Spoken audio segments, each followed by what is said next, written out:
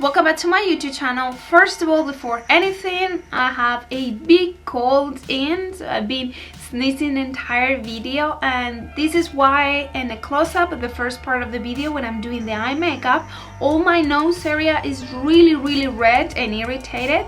But this is good thing because in the second part of the video when we're doing this skin, I'm going to show you how to cover it redness in some areas and make it still looking really good and natural. And of course I'm going to give you an extra tip to create this dewy, very natural and healthy type of skin.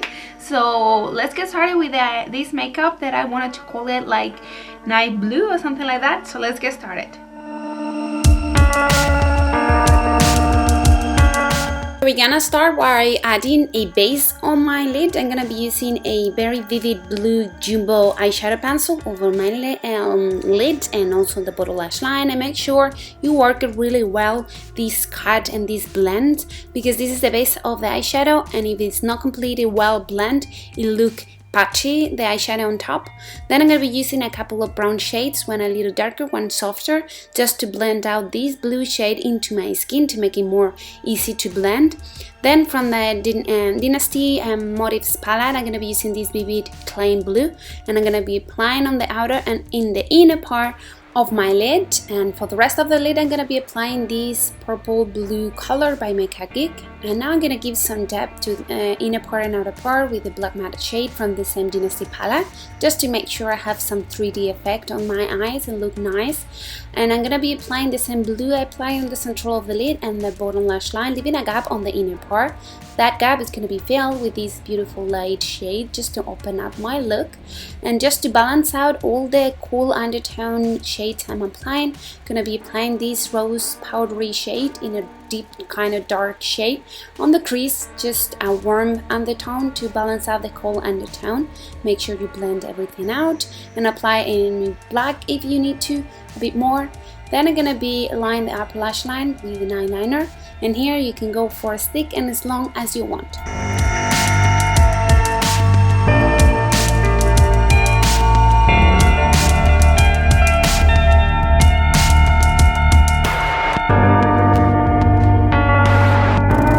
Now I'm going to be curling my lashes and apply mascara. I'm going to be applying the false push-up mascara by Maybelline, which I'm kind of getting into it. And then I'm going to retouch my eyebrows with my beloved product by Anastasia, Beverly Hills.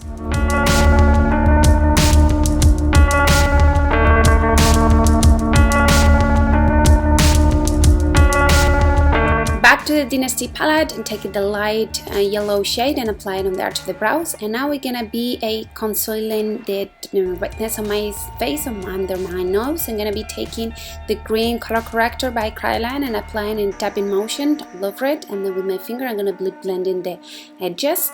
From the same palette, I'm gonna be taking the darker shade and the lighter shade and create kind of a contouring in a way that is going to be quite light, because it's gonna be applying a foundation on top. This is contouring highlighting that I like for my face, but of course you need to choose whether you like this or what other type of contouring and highlight it goes better for your features.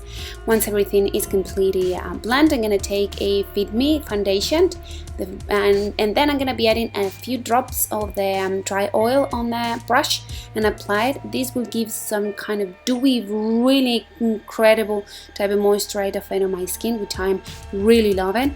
Make sure you don't move too much the concealer we applied on the nose and just tap in.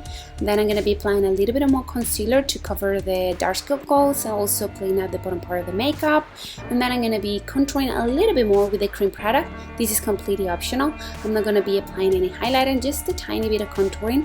Then on the blush, I'm going to be adding this Burgundy shade, which is beautiful, also on the cream shade, just to keep on with the dewiness. A little bit of this pinky jumbo on my lips, and we are done.